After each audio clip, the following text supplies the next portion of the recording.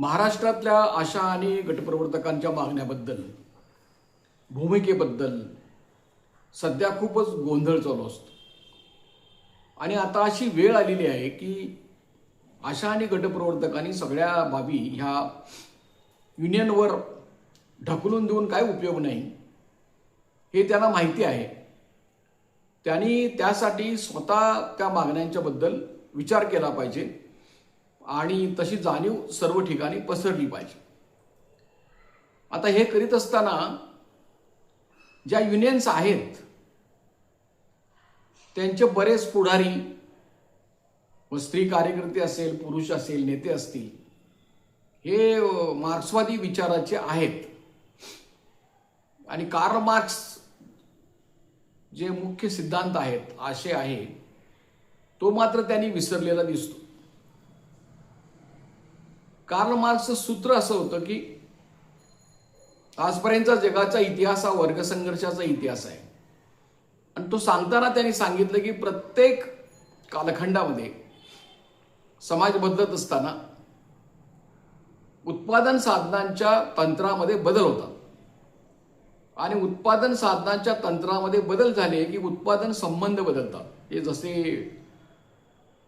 जमीनदार, शेतमजूर, भांडवलदार, कामगार, इतर आणि मध्यमवर्गीय. आणि उत्पादनाचं तंत्र बदलल्यानंतर उत्पादन संबंध बदलून उत्पादनातला संघर्ष बदलतो, वर्गसंघर्ष सुद्धा बदलतो. आणि त्या आधारावर जे राजकीय उलथापालथ चालू असते ती सुद्धा आश्चर्यकारक बदलत जाते. आता मी हे एवढ्यासाठी तुम्हाला सांगतोय की तुम्ही थोडंसं शांतपणे विचार करून बघा की काय मागण्या आहेत नेमक्या. किती गोंधळ करायचा. प्रत्येक वेळेला 15, 20, 50 मागण्या मांडायच्या, तेच उघडत बसायचं. त्या प्रत्येक मागणीबद्दल खोलात जाऊन कधीच विचार करायचा नाही. उदाहरणार्थ समजा की आज आता पहिला मुद्दा आहे, मी तुम्हाला सांगतो. काल वर्तमानपत्रामध्ये बातम्या येऊन गेलेल्या आहेत. महाराष्ट्र शासनाने पॉश नावाचा कायदा, त्याची कडक अंमलबजावणी झाली पाहिजे असं सांगितलेलं आहे.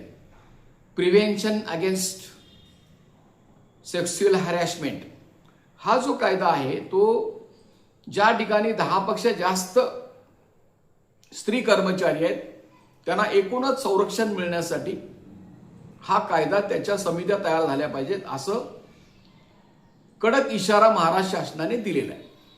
मग आता प्रत्येक प्राथमिक आरोग्य केंद्रामध्ये 10 पेक्षा जास्त महिला आहेतच. मग त्यांनी का नाही कमिट्या तयार केल्या? म्हणजे जानेवारी 2025 मध्ये सुप्रीम कोर्टाने निक्षून या सरकारला सांगितलेलं आहे की तुम्ही या कमिट्या तयार करण्यासाठी आदेश करा. कमिट्या तयार व्हायला पाहिजेत. या कमिटी तयार न होता सुद्धा या शस्त्राचा वापर करून आम्ही अनेक अशा महिलांना आधार मिळवून दिलेला आहे, त्यांच्यावरचा अन्याय संपवलेला आहे. तुम्हाला आश्चर्य वाटेल की आम्ही संघटनेच्या वतीनं प्राथमिक आरोग्य केंद्रांना पत्र लिहिली की तुम्ही या ठिकाणी कमिटी का स्थापन केलेली नाही. आणि तिथल्या काही आशांना मिळणारी जी वागणूक आहे ती या पॉश कायद्याखाली गुन्हेगारी स्वरूपाची आहे. ताबडतोब तुम्ही कारवाई करा. सांगली जिल्ह्यामध्ये तर एक महिला असलेली प्राथमिक आरोग्य केंद्राची MO तिने स्वतःची बदली करून घेतली त्या पत्राला घाबरून. आणि अनेक स्त्रियांना त्यांच्यावरचे अन्याय त्याच्यामुळे बंद झाले. ही पुरुषसत्ताक पद्धत आहे. या समाजामध्ये स्त्रियांचं शोषण होतं. किती अत्याचार चालू आहेत, कसं अन्याय समाजामध्ये चालू आहे आपण पाहतो. तर त्यांना संरक्षण मिळण्याचा हा एक भाग झाला. पण हा जो कायदा आहे तो फक्त स्त्रियांच्या लैंगिक शोषणाच्या विरुद्ध नाही. ते पुन्हा बाबतीत असं जर घडत असेल तर त्याची कारवाई झाली पाहिजे, कडक कारवाई झाली पाहिजे. आता महाराष्ट्रामध्ये नाशिकच्या एका कंपनीमध्ये हा भयानक प्रकार चालू होता. तुम्ही वाचला असेल. कितीतरी स्त्रियांना त्रास दिला जात होता आणि ते सगळं उघड झालं. मुद्दा त्याच्या पुढचा आहे. तो कायदा सांगतो असा की वेळेवर पगार न देणं हे सुद्धा स्त्रियांचं शोषण आहे. स्त्रियांना कामावरनं काढून टाकण्याची धमकी देणं या कायद्याखाली गुन्हा आहे. केलेल्या कामाचं मानधन अडवणं, पगार अडवणं हा सुद्धा गुन्हा आहे. हे गुन्हे चालूच आहेत. सक्तीचं काम सांगणं, ज्या कामाचा मोबदला दिला जात नाही ती कामं करून घेणं, हा सुद्धा या कायद्याखाली गुन्हा आहे. म्हणजे पॉश कायद्याखाली ती जर कमिटी असेल प्रत्येक ठिकाणी तर त्या कमिटीची अध्यक्षा ही स्त्रीच असेल आणि त्यांचे जे रिपोर्ट्स असतील ते शासनाला स्वीकारावे लागतात आणि त्याच्यामध्ये दंड होऊ शकतो, शिस्तभंगाची कारवाई होऊ शकते. तर ही कमिटी प्रत्येक प्राथमिक आरोग्य केंद्रामध्ये स्थापन करा असं आम्ही 9 जून 2025 ला मुख्यमंत्री, आरोग्यमंत्री, प्रधान सचिव, राष्ट्रीय आरोग्य अभियानाचे अभियान संचालक यांना निवेदन दिलेलं आहे. आमच्याकडे पुरावा आहे. मी तुम्हाला ते व्हॉट्सअपवर टाकतो तो पुरावा. तर त्याला उत्तर दिलं नाही त्यांनी आणि आता अचानक काल त्यांनी फतवा काढलेला आहे की या कमिट्या तयार करा नाहीतर आम्ही तुमच्यावर कारवाई करू. आता आशांच्या बद्दलचा मुद्दा असा आहे की तुम्ही एकतर आम्हाला मोबाईल दिला नाही, देतो म्हणून सांगितलं, आता थापा मारताय. युनियनवाल्यांची मला गंमत वाटते. मोबाईल देणार आहेत म्हणून आत्ता सांगतात ते. याची चर्चा झाली होती ना, आम्ही त्या मीटिंगमध्ये होतो मुंबईला. लॅपटॉप द्यायची चर्चा झाली, मोबाईल द्यायची चर्चा झाली. आता या गोष्टीला सुद्धा 4-4 वर्ष होऊन गेलेले आहेत, तरी त्याची अंमलबजावणी झालेली नाही. त्याच्यामुळे की या कायद्यामधल्या या बाबी जर आपण लावून धरल्या तर आपला बराचसा त्रास आशांचा कमी होणार आहे. मानधन वाढल्याच्या नावाखाली बेशरम काही अधिकारी, मग तुमचं मानधन वाढले मग आम्ही सांगेल ते काम ऐकायला पाहिजे. काही ठिकाणी आशांना गवत काढायचा लावण्याचा उद्योग केला, त्या अधिकाऱ्यांची चौकशी झाली, काहींनी आणखीन काही त्रास दिला. प्रश्न असा आहे की त्यांचं म्हणणं असं आहे की ते वाटेल ते कामं सांगतात. त्यांचं एक लाडकी गोष्ट आहे अगदी, काय तर म्हणजे व्हीसीची मीटिंग. व्हीसीची मीटिंग म्हणजे काय, ब्रह्मदेवाची मीटिंग आहे का? तुम्ही व्हीसीच्या मीटिंगमध्ये बसून आम्हाला जे ठरवून दिले नाही, ज्या कामाचा आम्हाला तुम्ही मोबदला देत नाही ते काम करायला सांगता का? आणि वर सांगताय व्हीसी झाली म्हणून. हे साफ झूट आहे. हे या कायद्याचा भंग आहे. त्या अधिकाऱ्यांच्यावर कारवाई झाली पाहिजे शिस्तभंगाची. तर हे असं आहे.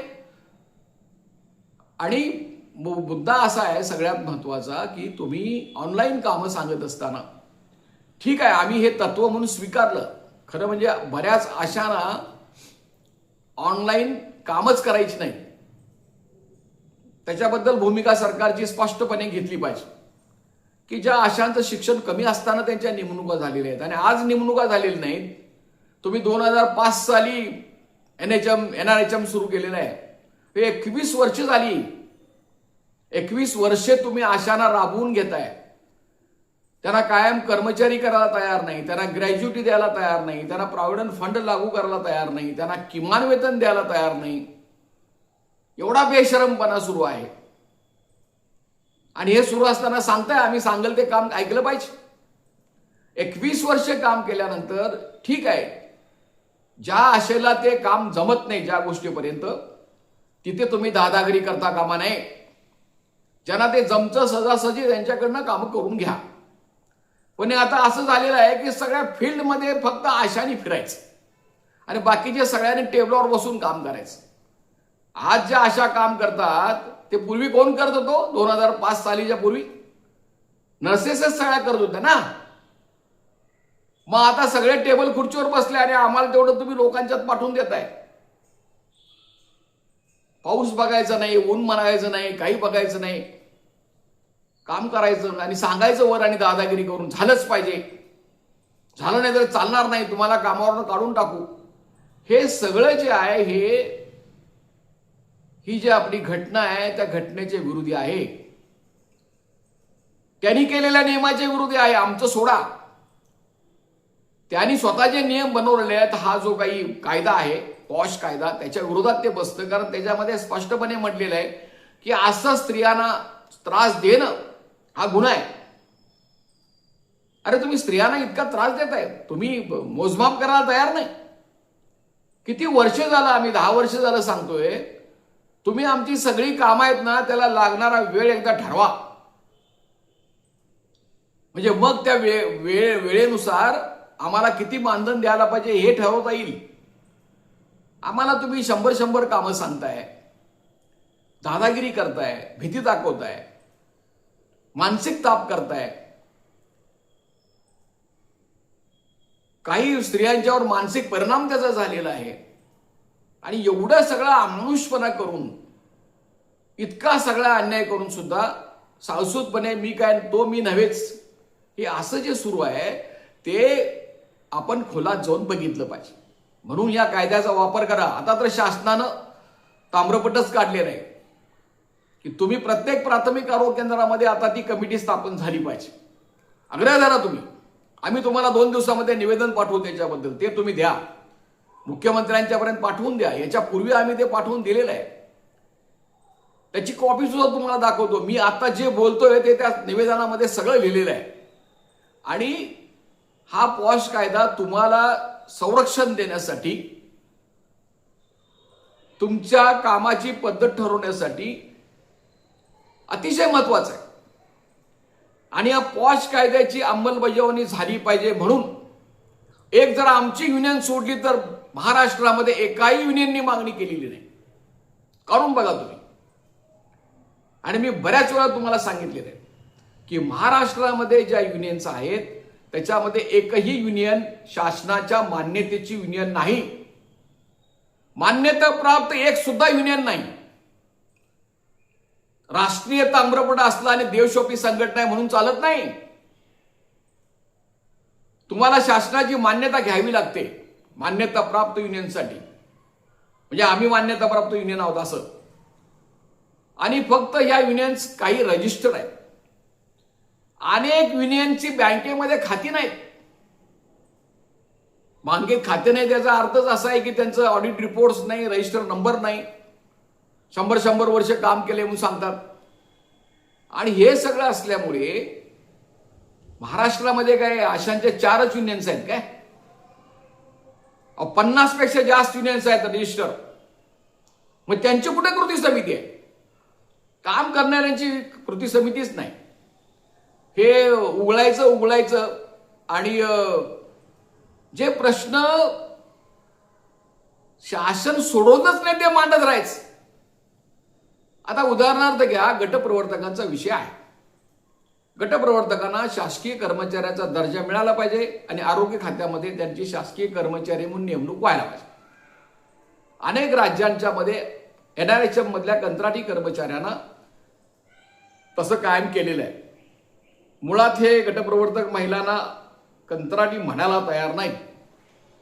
आता हे झालं ना, याला हे 15 वर्षापासून सुरू आहे. मग तेच प्रत्येक वेळेला निवेदनात घेऊन काय उपयोग? जे मानत नाहीत ते काय करायचं? मग त्याला एकच पर्याय आहे की तुम्ही हायकोर्टमधून ते ठरवून घ्यायला पाहिजे. मला सांगा, फक्त आमची युनियन आहे महाराष्ट्रामध्ये की ज्यांची हायकोर्टमध्ये केस आहे, गटप्रवर्तकांची स्वतंत्र केस आहे. त्याच्या आधीची एक गटप्रवर्तक आणि आशा मिळून आहे ती चालू आहे शासकीय कर्मचाऱ्यांचा दर्जा मिळण्यासाठी.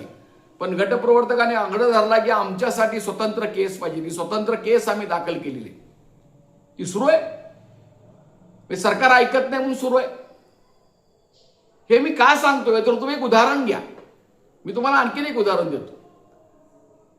कुठल्याही योजनाकर्मी कर्मचाऱ्यांना हे सरकार ग्रॅज्युटी देत नाही. प्रॉव्हिडंट फंड लागू केलेलं नाही, ESIC लागू केलेलं नाही. मणिबेन धारिया नावाची एक महिला जी आहे गुजरात मधली, तिने स्वतः कोणत्याही युनियनच्या वतीनं केस न घालता स्वयंसेवी संघटनेच्या वतीनं केस घातली आणि तिने ग्रॅज्युटीची मागणी केली. रिटायर नंतर ग्रॅज्युटी म्हणजे तुम्ही नोकरी सोडताना तुम्हाला वर्षाला 15 दिवसाचा पगार जेवढी वर्ष काम केलं असेल तेवढा दिला पाहिजे. त्याच्याशिवाय तुम्ही आयुष्यभर पेन्शन दिलं पाहिजे. तुम्ही पेन्शन तर देतच नाही.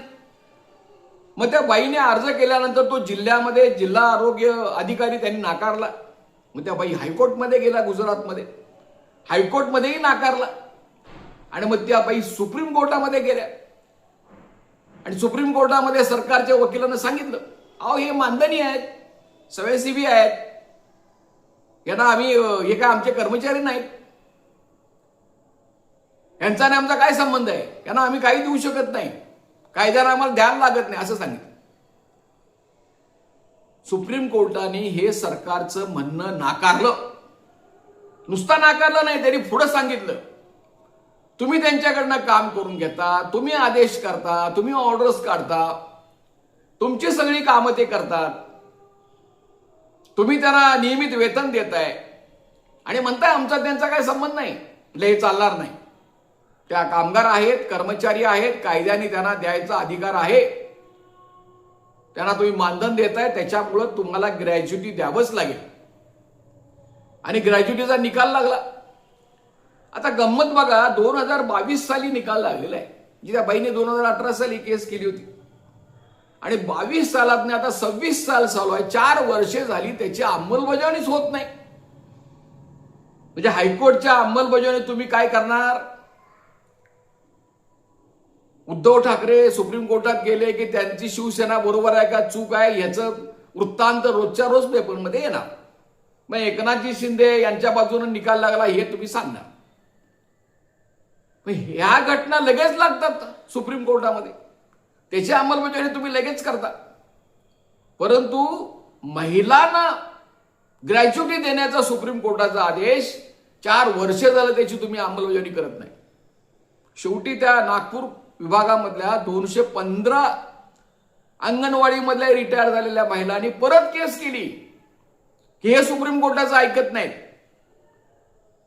हायकोर्टने सांगितलं 6 महिन्यात महाराष्ट्र सरकारने याचा निर्णय करावा. हा जानेवारी 2025चा निकाल आहे. आता जानेवारी होऊन गेलं, म्हणजे 1 वर्ष होऊन गेलं, काही त्याच्याबद्दल झालेलं नाही.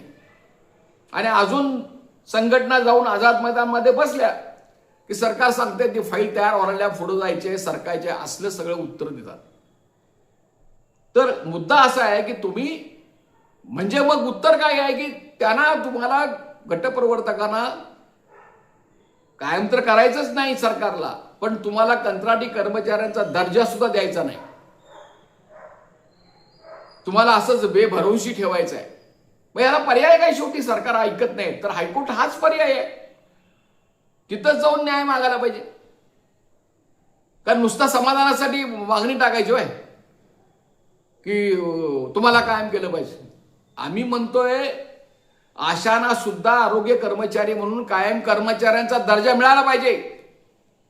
अरे 20-20 वर्ष काम करतायत आणि त्यांना सोडून तुम्ही पैसे खाऊन लोकांची दुसऱ्या कर्मचाऱ्यांची नेमणूक करणार.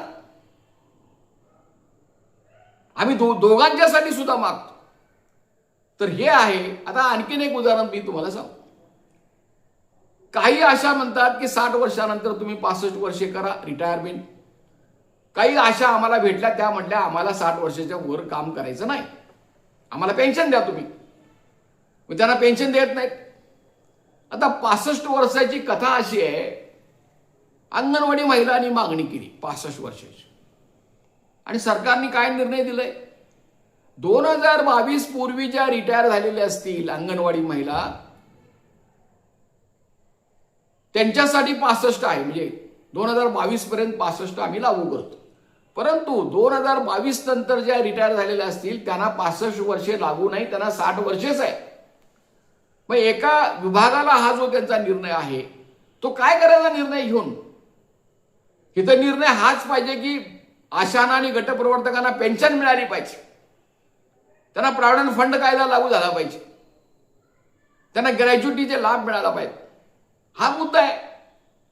ते सोडून नुसतं असलं काहीतरी पसरट लिहायचं आणि जे महाराष्ट्र सरकार निर्णय करू शकत नाही, जे केंद्राने निर्णय केले पाहिजे ते करत नाहीत. म्हणजे एवढे खोटं बोलतात हे. त्यांनी धडधडीत आश्वासन दिलं होतं की केंद्रीय मानधन जे आहे त्याच्यामध्ये आशा आणि गटप्रवर्तकांना 1500 रुपयाची वाढ दिली जाईल. ती अजून त्यांनी लागू केलेली नाही.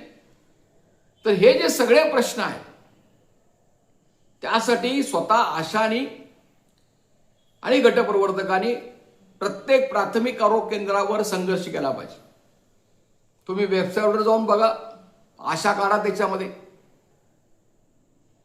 त्यांनी आता 15 वर्षापूर्वी नमूद केलं होतं, मी वाचलं होतं की मीटिंगमध्ये आशांनी प्रश्न विचारले पाहिजे, ते जर प्रोसिडिंग केलं पाहिजे, त्या ठिकाणी लिहिलं गेलं पाहिजे काय तक्रारी आहे, तर त्या तक्रारीचा निकाल झाला पाहिजे. आता या प्राथमिक आरोग्य केंद्राच्या मीटिंगा म्हणजे ऑर्डर्स. त्या नर्सेस काही मिटिंगा करतात, कोण एमओ घेत नाही मिटिंगा, काय नाही, नुसता आदेश करतात, बोलायचा काही संबंधच नाही, असलं करून ठेवलेलं आहे. म्हणून हे जे आहे ते तुम्ही त्या पॉशच्या कायदा आहे, सुप्रीम कोर्टाचा आदेश आहे, आता तर सरकारचा आणि आदेश झाला, करा तुम्ही. त्या कमिट्या झाल्या की मग ह्या कमिटीमध्ये हे प्रश्न तुम्हाला विचारता येतील. तर त्या दृष्टीने हा महाराष्ट्र शासनाने एक स्पेशल आदेश जो काल काढलेला आहे, त्याप्रमाणे तुमच्या ज्या ठिकाणी कमिट्या तयार होणार नाही तिथं आम्हाला कळवा. कारण काय आहे, मराठीत एक म्हण आहे, मांजराच्या गळ्यात घंटा कोण बांधायची. एखादी आशा जर घंटा बांधायला गेली तर मग तिला इकडं तिकडं कसं फिरवायचं त्याला माहित असतं. तर म्हणून आम्ही बांधतो ना त्या बोक्यांच्या गळ्यात घंटा बांधतो आम्ही. आम्हाला सांगा तुम्ही, नुसता घंटा आमच्या हातात द्या, आम्ही बांधतो का नाही बघा. आम्ही बांधले, हे करून दाखवलेलं आहे पॉश कायद्याखाली. म्हणून हा जो कायदा आहे तो नुसता म्हणजे स्त्रियांचं शोषण हे लैंगिक असणं कुठं संपतं आणि मानवी शोषण कुठं सुरू होतं याचा खूप संबंध पदर हा अस्पष्ट आहे. आणि त्याच्यामुळं ह्या गोष्टी, त्याच्यासाठी या कायद्यामध्ये लिहिलं गेलेलं आहे की ह्या गोष्टी आहेत, याच्याबद्दल अन्याय झाला तर तुम्ही सोडायचं नाही. म्हणून मी तुम्हाला पहिल्यांदाच सांगितलं की संघर्षाची पद्धत बदलायला पाहिजे. आणि तो संघर्ष आहे, कोणतरी असेल हरितरी आणून दिल पलंगावरी, हे पहिल्यापासूनच लोक हसतात या म्हणीला, तर हे दुसरं कोण करणार नाही. आणि हे मागण्यांचं निवेदन देऊन नुसतं असलं बडबडीत सगळं बटपटीत सांगून काही होत नाही. तुम्ही जोपर्यंत प्राथमिक आरोग्य केंद्राच्या पातळीवरचे संघर्ष करत नाही आणि काही विशिष्ट गोष्टीसाठी न्यायालयाचा आधार घेत नाही, एवढे काही भंपक पुढारी आहेत, काय होणार आहे कोर्टाचं, आणि कोर्टाचा निर्णय झाला म्हणजे का बसतात. आता तो मनीबेन भारियाचा मी निकाल सांगितला, अंगणवाडीसाठी एक मोठा निर्णय आहे. झकमारत सरकारला ऐकायला लागलं, याच्या आधी सरकार ऐकतच नव्हतं. ते तर अंगणवाडी 75 सालापासून स्थापन झालेली आहे, म्हणजे 50 वर्षे झाली तरी त्यांना ग्रॅज्युटी अजून दिलेली नव्हती.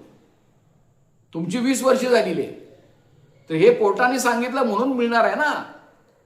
आता या भारतात असं सुद्धा चालू आहे, त्या कोर्टांच्यावर दबाव आणणे, न्यायाधीशांच्यावर दबाव आणणे, त्यांच्या बदल्या करणे, योग्य न्यायाधीशाची नेमणूक मुख्य ठिकाणी न करणे, हे हस्तक्षेप चालूच आहे. पण तरी काही धाडसी म्हणा, स्वाभिमानी म्हणा, कशाची पर्वा न करणारे म्हणा, कसल्याही परिणामाची परिणाम न करणारे म्हणा, हे अशी वृत्ती असणारे काही न्यायाधीश आहेत. म्हणून या देशात काही लोकशाही टिकून आहे. त्याच्यामुळं तुम्ही हे भान ठेवा, तुम्ही स्वतः हे सगळे विचार करायला शिका. आणि हे म्हणून ऑनलाईन पद्धती जी आहे ती, त्याच्या मार्फतचे संघर्ष आपल्याला करण्याशिवाय पर्याय नाही.